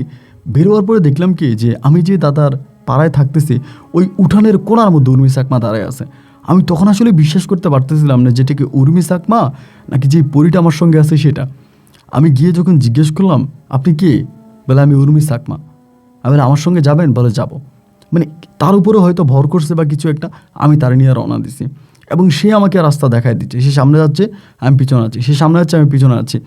এরকম করতে করতে পাহাড়ি রাস্তা পেরিয়ে একটা পর্যায়ে আমি তখন সমতলে চলে আসি, এবং তাকে নিয়ে আমি ডিরেক্টলি চট্টগ্রাম শহরে আসি। এর আগেই আমি মোটামুটি তারা রাখার জন্য একটা জায়গা ঠিক করে যাই, এবং সেই জায়গায় তাকে রাখি। রাখার পরে আমি তখন হুজুর ডেকে আনি। তো হুজুর ডেকে আনলে পরে ওই হুজুরের মাধ্যমে আমি এই উর্মি চাকমাকে কলমা পড়াই। কোনো অ্যাফিডেভিট বা কোনো কাগজপত্র তেমন কোনো কিছুই করি না, শুধুমাত্র আমি হুজুরকে ডেকে কলমাটা পড়াই। কলমা সম্পূর্ণ হয়ে যাওয়ার পরে সিরাতে আমি এই উর্মি চাকমার সঙ্গে বাসরঘর করি, একজন মুসলিম ছেলে যেভাবে করে সেভাবে। তো সেদিন আমার জীবনে এত শান্তি এবং এত তৃপ্তি আসছিল যা আমার কল্পনাকেও হার মানিয়েছে। আমি সেদিন মনে করছিলাম যে মানুষ যে বারবার বলে যে একটা পরি থাকলে জীবনে আর কিছু লাগে না, এবং সত্যিই তাই। এবং এরপর থেকে আমার জীবন সম্পূর্ণ ব্যতিক্রম হয়ে গেছে। আমার জীবন যাত্রা চলাফেরা এরকম করতে করতে অনেক কিছু হয়ে গেছে। এই উর্মি সাকমা আমার ঘরে থাকতেছে, খাইতেছে, 24 ঘন্টা তার সঙ্গে ওই পরিটা আছে। এবং মাঝে মাঝে উর্মি সাকমা নিজেও কিন্তু আলাদা হয়ে যায়।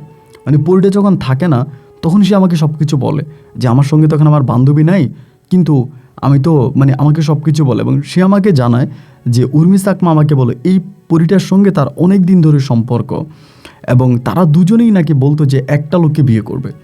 পরিটা বলতো যে মানে তার যে বান্ধবী আছে পরিটা বলতো তুই আর আমি একটা লোককেই বিয়ে করব।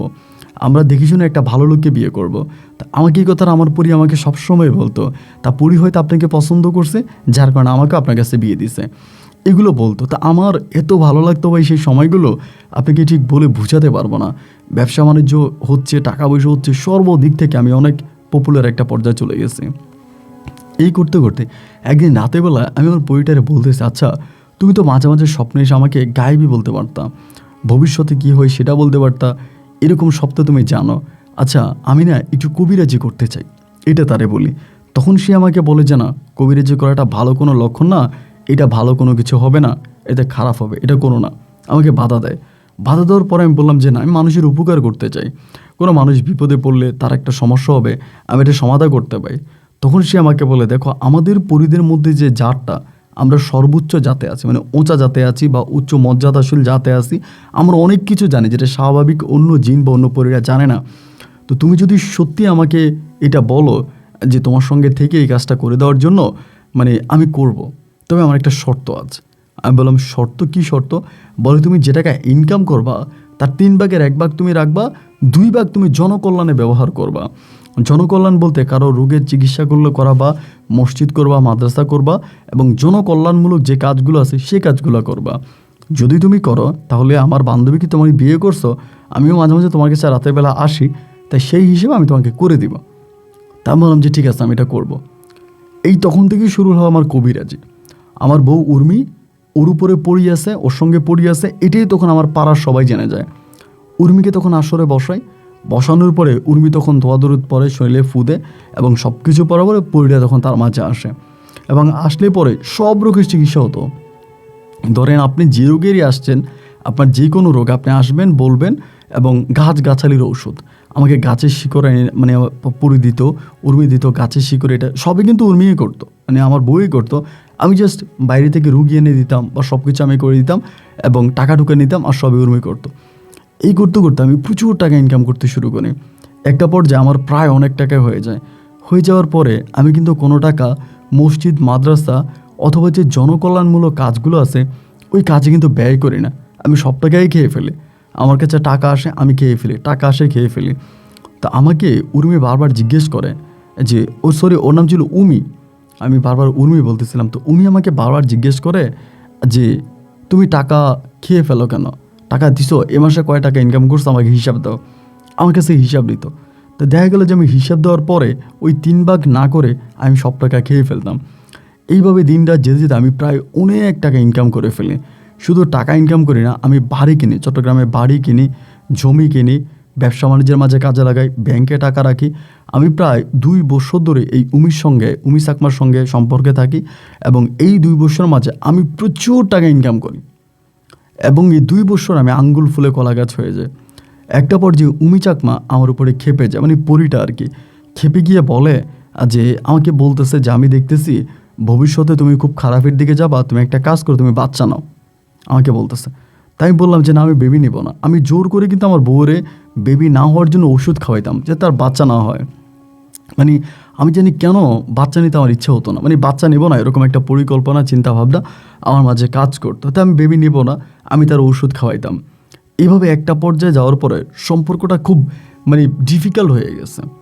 মানে একটা পর্যায়ে যাওয়ার পরে আমার এই পরির সঙ্গে যে একটা মানে কথোপকথন হতো বা একটা লেনদেন হতো, আমি কিন্তু তার কোনো কথাই রাখিনি। যা টাকা ইনকাম করছি সবাই বাড়ি কিনছি, জমি কিনছি, নিজের কাছে রাখছি। আমি 3 ভাগের 1 ভাগ কিন্তু দিই নাই, মানে 3 ভাগের 2 ভাগ কিন্তু আমি দান করি নাই। এতে সে একটু একটু করে আমার উপরে ক্ষিপ্ত হয়ে যায়, মানে রেগে যায়। এবং রেগে যাওয়ার পরে একদিন হলো কি, একটা মহিলা আসছিল। মহিলাটা হচ্ছে সৌদি আরবে থাকে, তার স্বামীর সঙ্গে চট্টগ্রাম বাড়ি, এবং চট্টগ্রামেরই সে স্থায়ী ওখানকার। তার সম্ভবত স্বামীর সঙ্গে কোনো একটা ঝামেলা হয়েছে, মহিলাটা আসছে। তো মহিলাটা দেখতে শুনতে এত সুন্দর ছিল যা বলার মতো না, অসম্ভব রকমের সুন্দর ছিল। আমি তখন উমিরে বললাম, উমি, এই মহিলাটা আমার ভাল লাগছে, আমি তার সঙ্গে থাকতে চাই। উমি তখন আমারে বললো যে তুমি তো বিয়ে করছো, তোমার বউ আছে, এবং আমিও তোমার বউয়ের সঙ্গে আছি, এরপরে তোমার আবার কেন লাগবে এই মহিলা? তাই বললাম যে না, মহিলাটাকে আমার ভাল লাগছে, আমি মহিলাটাকে চাই, মহিলাটার সঙ্গে আমি সম্পর্ক করতে চাই। আমাকে বলে যে না, এটা হবে না, তুমি এটা করবা না। এই করে 1 দিন 2 দিন 3 দিন 4 দিন মানে হতে হতে একটা পর্যায়ে আমার ভিতরে খুব মহিলাটার জন্য খুব খায়েশ কাজ করতেছে যে না। পরে উমি আমারে বললো যে ঠিক আছে, আমার একটা শর্ত আছে, আমি এই অনুমতি তোমাকে দিতে পারি, তবে তুমি মহিলাটাকে বিয়ে করবা, খারাপ কোনো সম্পর্ক তার সাথে করবা না, তুমি তারে বিয়ে করবা, এবং বিয়ে করে তার সঙ্গে তুমি সংসার করবা, সই সালামত মতো সংসার করবা। উমি চাকমার সঙ্গে যেভাবে আসো, মানে আমার বান্ধবীর সঙ্গে যেভাবে আসো, ওই মহিলাটার সঙ্গে ঠিক তুমি এভাবেই থাকবা। আমি যে ঠিক আছে, আমাকে যেভাবে বলতেছ আমি সেভাবেই করব, তারপর আমি তার বিয়ে করতে চাই। তা আচ্ছা ঠিক আছে, সে অনুমতি দিয়েছে। অনুমতি দেওয়ার পর আমি মহিলাটাকে বিয়ে করলাম। তার নাম ছিল হাজেরা আক্তার। নামে এই মহিলাটার আমি বিয়ে করছি, এবং সে খুব দেখতে শুনতে বেশ রূপসী ছিল। বিয়ে করার প্রায় 4 থেকে 5 মাসের মাথায় আমার হাজেরা আক্তারকে আর ভালো লাগতেছে না, মানে তার ভিতরে আমার ভিতর থেকে কোনো অনুভূতি আসে না। তখন আমি উমিরে বললাম যে উমি, আমি তাকে ছেড়ে দেবো, আমি ওর সঙ্গে থাকবো না। কিন্তু বিয়ে করলা কেন? যদি ছেড়েই দিবে তাহলে বিয়ে করলা কেন? দেখেন, আপনাকে খুব ক্লিয়ার করে বলে, আমার যে বউ আছে উমি চাকমা, তার মাঝে সে মাঝে মাঝে ভর করে, তখন আমার বউ আমার সঙ্গে ওই তার মতোই কথা বলে। আবার মাঝে মাঝে সে তার নিজের শরীর নিয়ে আমার কাছে আসে, যেমনটা নিয়ে আমার কাছে আসছিল ওই প্রথম আমবাগানে, এবং বিভিন্ন রকমের স্বপ্নে বা আমার ঘরে ওই শরীরটা নিয়ে সে আলাদা আসতো। তখন উমি চাকমা আলাদা এবং সে আলাদা। সে কিন্তু তার নামটা এখন আমাকে বলেনি, যে তার রিয়েল নামটা সেটা সে বলে নাই। নাম বলে বলতো আমার নাম উমি চাকমা। তো দুইটা মানুষে কিন্তু দেখতে একই রকম, বাট দুজন মাঝে মাঝে দু জায়গায় থাকতো। তা এমন করতে করতে আমি যে মহিলাটার বিয়ে করলাম, তারই আমার আর একটা পর্যায়ে ভালো লাগতেছে না। আমি বললাম আমি তাকে ছেড়ে দিব। তখন বলে যে তার কিন্তু হাজব্যান্ড ছিল, মহিলাটার হাজব্যান্ড ছিল সৌদি আরবে, তার স্বামীকে সে ছেড়ে দিয়ে আমাকে বিয়ে করছে, স্বামীর কাছ থেকে তারা নিয়ে এসে আমি বিয়ে করছি। এই ধরনের আমার ভিতরে উমির সঙ্গে আমার সঙ্গে একটা ফাটল ধরে গেল। ধরার পরে একটা মোটামুটি তখন খুব বড় ধরনের একটা ফাটল হলো মহিলাটাকে ছেড়ে দেওয়ার পরে। এবার মাঝে মাঝে যে বিভিন্ন মানুষ আসতো বা বিভিন্ন রুগীরা আসতো, আসার পরে এখানে দেখা যেত যে অনেক রুগীরা আমার ভালো লেগে যেত, আমি তাদের সঙ্গে খারাপ কাজ করার চেষ্টা করতাম বা খারাপ কাজ করতাম। এগুলো করতে করতে উমি চাকমা আমার উপরে খুব রেখে যায়, তো যে তুমি এটা কেন করো, কী কারণে করো? মানে আমার বউ যে আছে, আমি যাকে রিয়েল বিয়ে করছি, সেও খেপে যাইতো, এবং একইভাবে ওই পরি যে আছে, পরিটাও খেপে যাইতো, মানে দুজনেই খেপে যাইতো যে তুমি এটা কেন করো, আমরা তো আছি, তারপরেও কেন করো। তো এরকম করতে করতে করতে করতে একটা পর্যায়ে দেখা যায় যে আমি এতটাই চোখ আমার খারাপ হয়ে যায়, টাকার গরমে এক এক সময় এক এক নারীর কাছে যেতাম, এক এক সময় এক এক নারীর কাছে যাইতাম, এবং টাকা দিয়ে বিভিন্ন ধরনের মেয়ের কাছে যাইতাম, এবং নিজেকে আমি সম্পূর্ণভাবে নষ্ট করে ফেলি, শুধু নারী লোভে একদম নষ্ট করে ফেলি। এক পর্যায়ে তখন কিন্তু ওই উমি চাকমার উপরে আমার ওই পরিটা আসতো না। পরি প্রথম তার উপরে ভর করতো, এরপর থেকে খুব বেশি একটা আসতো না, আমার সাথে সম্পর্ক ফাটাল ধরা পড়ে। একদিন আমি একজন নারীর কাছে গিয়েছিলাম, তারা নিয়ে কক্সবাজার গিয়েছিলাম, 3 দিন ছিলাম, এবং 3 দিনের দিন উমি চাকমা এসে আমাকে বলতেছে, মানে আমার পরি যেটা এসে বলতেছে যে তুমি যা করতেছ তাতে আর তোমার সঙ্গে থাকার মতো নয়, আমি আমার বান্ধবী নিয়ে তোমার ঘর থেকে চলে যাব, মানে তোমার বাড়ি ছেড়ে চলে যাব। এটা বলার আমি ভয় পেয়ে গেছিলাম যে আল্লাহ চলে যায় কিনা। ঠিকই আমি কক্সবাজার থেকে এসে দেখি কি আমার বউ চলে গেছে, ও বাসায় নেই। খুঁজতে খুঁজতে খুঁজতে খুঁজতে তার পাড়ায় গেছে। তার পাড়ায় যাওয়ার পরে তার পাড়ায় যে কারবারি ছিল সে তো জেনে গেছে যে আমি এ নিয়ে পালাইছি। এই পাড়া কারবারি তখন আমাকে খুব মারছে, এত মারা মারছে, হয়তো সেদিন আমার ভাগ্য ভালো, বাপ মায়ের দোয়া আমি বেঁচে গেছি, আমার কিন্তু মেরে ফেলতো সেখান থেকে। খুবভাবে আমাকে মারছে যে আমি কেন তাদের পাড়ার মেয়েকে নিয়ে ভাগে গেলাম, তাদের পাড়ার মেয়েকে বিয়ে করলাম। এখান থেকে মাইটার খেয়ে কোনো রকমে আমি জান নিয়ে ফিরে এসে আসার পরে এই উমি চাকমা আর আমার স্বপ্নে আসে না। বিভিন্নভাবে তাকে ডাকি, না সে আসেই না। এবং আমি আর ওই যে চাকমাটা চলে গেছে, যেটা মানুষ ছিল উমি চাকমা, ওর সঙ্গেও কথা বলতে পারি না, সে পাড়ায় ঢুকতে পারি না, একবার মায়ের খেয়ে আসছি, তার পাড়া কারবারি লোকেরা ঢুকতে দেয় না। আর দ্বিতীয়ত স্বপ্নে যে পরিটা আমার কাছে আসতো উমি চাকমা রূপে, সেও আর আমার কাছে আসে না, আমি তাকেও দেখতে পাই না। দুই দিক থেকে কিন্তু তখন আমি শূন্য হয়ে যাই। একটা পর্যায়ে আমি মানসিকভাবে খুব ডিপ্রেস হয়ে যাই, মানে একদম ডিপ্রেশনে চলে যাই। এবং যাওয়ার পর আমি তখনই নারীবাজি শুরু করি। টাকা পয়সা যা ইনকাম করছি সব নারীদের পিছনে নষ্ট করি, নারীদের পিছনে নষ্ট করি। এরকম করতে করতে আমার জীবন থেকে প্রায় 5টা বছরের মতো কেটে যায়। এই 5 বছর আমি দেশ বিদেশে, যেমন ইন্ডিয়াতে অনেকবার গিয়েছিলাম। খারাপ মেয়েদের শুধু আমার নারী লোভ ছিল, আর কিছুই না। শুধু ওই নারীর লোভে লোভে শেষ পর্যন্ত আমি একদম ধ্বংসর কাছাকাছি চলে আসি। ধন সম্পদ, টাকা পয়সা মোটামুটি যা ছিল সবই নারীর পিছনে ব্যয় করছি। উমি চাকমার সঙ্গে আমার আর দেখা হয়নি, আমি তার পাড়ায়ও যাইনি, সে আমার সঙ্গে আর কোনো দেখা করেনি। একটা পর্যায়ে আসার পরে মোটামুটি বয়স হয়ে গেছে, আব্বা আম্মা বকাবাদ্য করতেছে, তখন প্রায় মধ্য বয়সের পর হয়ে গেছি। তারা বলতেছে তুই বিয়ে শাদী কর, তুই বিয়ে শাদী কর এবং তোর জীবনটা এভাবে কাটতে পারে না। তখন বাপমাই করলো কি, চাপ দিয়ে আমাকে বিয়ে করাই দিছে। তো এবার যখন আমাকে বিয়ে করাইলো তখন ঘটলো আসল ঘটনা।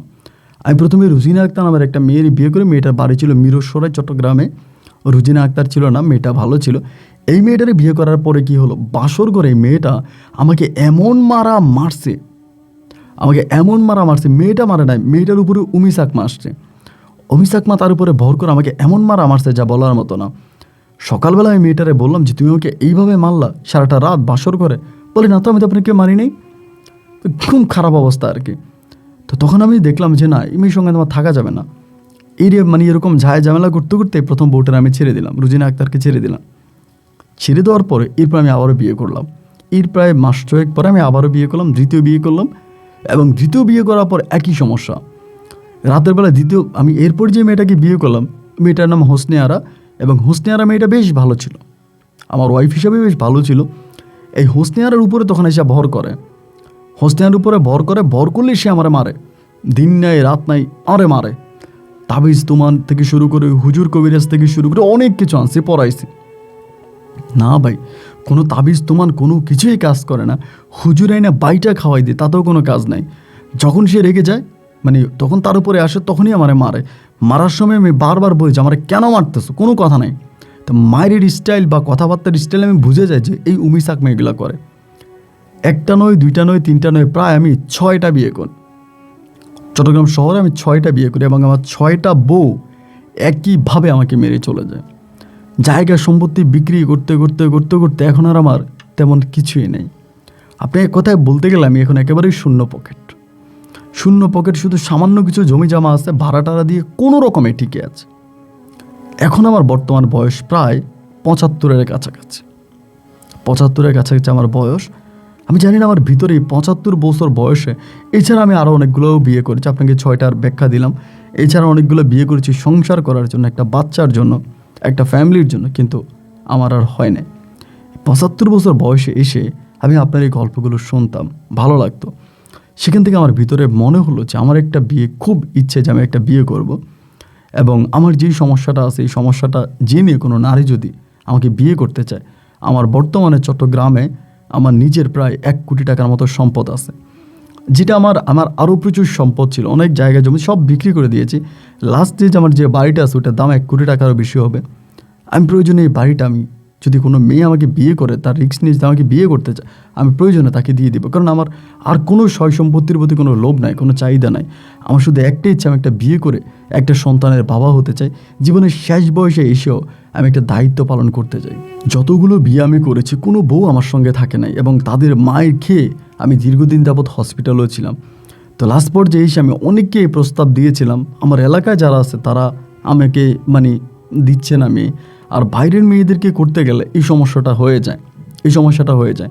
তো যদি সত্যি কোনো ফরজগার, নামাজি, বিশেষ করে কোরআনে হাফেজ যদি কোনো নারী থেকে থাকে, আমি কি বিয়ে করতে চাই। তার বয়স বেশি হোক, কোনো সমস্যা নাই, শুধু মা হওয়ার থাকলেই হয়। আমি এমন একটা মহিলা চাই।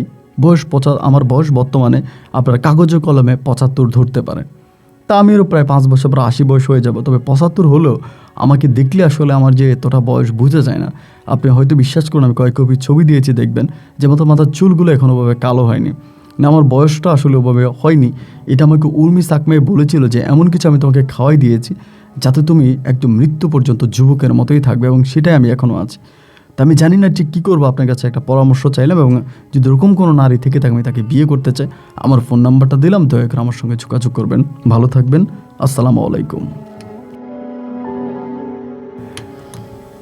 দর্শক বন্ধুরা, সবাইকে অনেক বেশি ধন্যবাদ। এ পর্যন্ত আমার সঙ্গে থেকে চট্টগ্রামের ভাই মোহাম্মদ আশিক সাহেবের জীবনের এই গল্পটা শোনার জন্য। ওনার এই নামটা আমি দিয়েছি, এটা ওনার বলেছিল এই নামটা বলার জন্য, তবে তার আরেকটা নাম আছে, তিনি তার রিয়েল নামটা বলেনি, এইটা বলতে বলছে, তাই আমি এই নামটা আপনাদেরকে শোনালাম। দেখেন, আমি আপনাদেরকে এই গল্প শেষে জাস্ট একটা কথাই বলি, এই আমরা আশিক সাহেব নামের যাকে চিনি, তিনি একটা মাদ্রাসায় পড়াশোনা করেছিলেন। সেখানে হাবিবুল্লাহ নামের একজন শিক্ষক ছিল, তাকে বলেছিল যে দেখো, এই জিন বলো বা পরি বলো, যাই বলো, এরা যদি কোনো মানুষের উপরে ভর করে তাদের উপকারের থেকে ক্ষতিটাই বেশি করে, সুতরাং এই লালসায় তুমি পা দিও না। তাকে মাদ্রাসা থেকে বের পর্যন্ত করে দেওয়া হয়েছিল, কিন্তু সে সেটা মানে নাই। এরপরও তার মনে মনে এটাকে পাওয়ার জন্য সে মরিয়া হয়ে ওঠে। শেষ পর্যন্ত বান্দরবনের দুর্গম পাহাড়ে গিয়ে এটা তার সঙ্গে আসে এবং শেষ পর্যন্ত আজকে তার যে পরিণতি, আমি পুরো গল্প আপনাদেরকে পড়িনি, আজকে আমার হাতে সময় বেশ কম, অনেক বেশি রাত হয়ে গেছে, সো গল্পটা খুব দ্রুত আপলোড করতে হবে, এই জন্য গল্পটা অনেকটা কেটে ফেলাম, এটাকে ছোট করে ফেলেছে। এরপরও তিনি অনেকগুলো বিয়ে করে, মানে হিসাব ছাড়া বিয়ে করে, তার কোনো বই থাকে না, বাঁশর ঘরেই এই উর্মি তার উপরে ভর করে। উমি সাকমা বা যাই বলি না কেন, যে সে তার রিয়েল নামটা বলে নাই, বলেছে উমি সাকমা, ওইটা তার উপরে ভর করে এবং বাঁশরঘর থেকে তাকে মারা শুরু। সে হুজুর, কবিরাজ, তান্ত্রিক কোনো কিছুই বাদ রাখে, কোনোভাবেই এটাকে তার জীবন থেকে সরাতে পারছে না। এখন তার একটা ইচ্ছা যে যদি কোনো কোরআনে হাফেজা নারীকে সে বিয়ে করতে পারে, তাহলে হয়তো এইটা ওই কোরআনে হাফেজা নারীর কোনো ক্ষতি করবে না। এই বিশ্বাস থেকে সে আমাকে গল্পটা লিখে পাঠিয়েছে এবং বলেছে যদি কোনো কোরআনে হাফেজ মহিলা, যার বয়স 50-60 এবং যত বয়স্কই মহিলা হোক তাতে কোনো সমস্যা নাই, সে তার বাড়ি পর্যন্ত মহিলার নামে লিখে দেবে যদি মহিলা তাকে বিয়ে করে। যাই হোক, আমি ঘটক নই, আমি বিয়ে করাতে পারবো না, আমি শুধু আপনাদেরকে গল্পটা শুনিয়েছি এটা বলার জন্য, এটা বোঝানোর জন্য যে দেখেন, টাকাই আসলে প্রকৃত সুখ নয়। যদি টাকাই প্রকৃত সুখ হতো তাহলে আশিক সাহেব তার জীবনে অনেক বেশি সুখে থাকতেন। আর আমরা যারা আছি এই জিনিসগুলো কামনা করি, বাসনা করি। অনেক মানুষ আমাকে ইমেল করে রাতের বেলায় ঘুমোতে যাওয়ার আগে আমাকে বলে যে আপন ভাই, এমন কোনো দোয়া আছে কিনা আমাকে বলেন যেটা পড়ে ঘুমাইলে রাতের বেলায় এসে আমি পরীর সঙ্গ পাবো বা পরী আমার কাছে আসবে। এই জিনিসগুলো যারা বলেন তারা আজকে আশিকের গল্প থেকে কিছু একটা শিখেন। আমরা মুসলমান, আমরা মানুষ জাতি এবং জিন জাতি দুটোই আলাদা। যদিও আমরা একই পৃথিবীতে বসবাস করি, আমাদের জীবনযাত্রা, তাদের জীবনযাত্রা, আমাদের চলাফেরা, তাদের চলাফেরা সম্পূর্ণ ভিন্ন আর আলাদা। এর এই দুইটা জিনিস যদি নেগেটিভ পজিটিভ এক হয়, তবে সেখানে বিস্ফোরণ হয়, আগুন ধরে, ক্ষতি হয়, যেটা আশিক সাহেবের জীবনে ঘটেছিল। এমন ঘটনা আর কারো জীবনে না ঘটুক, এসে আমি আপনার আজকের মতো এখানে বিদায় নিচ্ছি। আপনাদেরকে আবারও অনুরোধ করে যাচ্ছি, যারা এই মুহূর্ত পর্যন্ত কিউবার সেই ভয়ানক সৌন্দর্য দেখেননি, পৃথিবীর একমাত্র আশ্চর্য এই দেশটা যারা দেখেনি, তারা এখানে ক্লিক করে ভিডিওটা সম্পূর্ণ দেখে নেবেন। আজ এখানে বিদায়, দেখা হবে নতুন দিন নতুন কোনো গল্পে। আল্লাহ হাফিজ, আসসালামু আলাইকুম।